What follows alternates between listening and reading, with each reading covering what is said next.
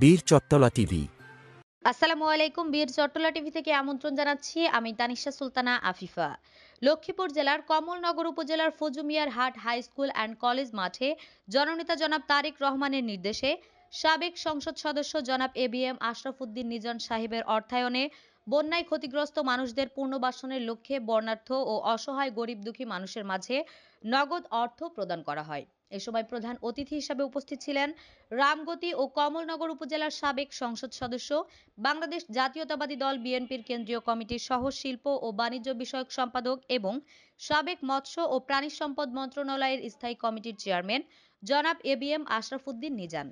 বিশেষ অতিথি হিসেবে উপস্থিত ছিলেন কমলনগর উপজেলা বিএনপি আহ্বায়ক জনাব মোহাম্মদ গোলাম কাদের, অধ্যাপক নুরুল ইসলাম সাবেক অতিরিক্ত পরিচালক, বাংলাদেশ ব্যাংক, জনাব নুরুল হুদা চৌধুরী, সম্মানিত সদস্য সচিব, কমলনগর উপজেলা বিএনপি, জনাব হোসনি আরা বাশার, সদস্য লক্ষ্মীপুর জেলা বিএনপি, জনাব মোহাম্মদ সাজ্জাদ হোসেন সাজু, আহ্বায়ক কমলনগর উপজেলা ছাত্রদল, জনাব ইউসুফ পাটোয়ারি, আহ্বায়ক কমলনগর উপজেলা যুবদল, মোহাম্মদ আমজাদ হোসেন, যুগ্ম আহ্বায়ক কমলনগর উপজেলা যুবদল।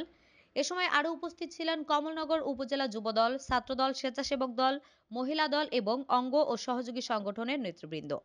প্রধান অতিথির বক্তব্যে এবিএম আশরাফ উদ্দিন নিজান বলেন, সর্বপ্রথম আমি সকলকে শুভেচ্ছা জানাচ্ছি।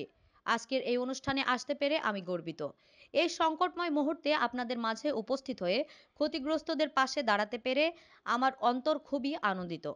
আমরা সকলেই জানি ২০২৪ সালের বন্যা বাংলাদেশের জন্য এক মহা বিপদ ছিল।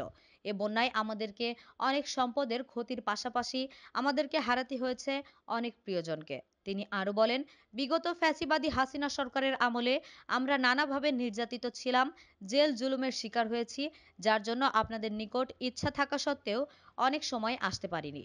আপনারা আমাদের জন্য দোয়া করবেন যাতে আগামীতেও দুঃখে সুখে আপনাদের পাশে থাকতে পারি ইনশাল্লাহ।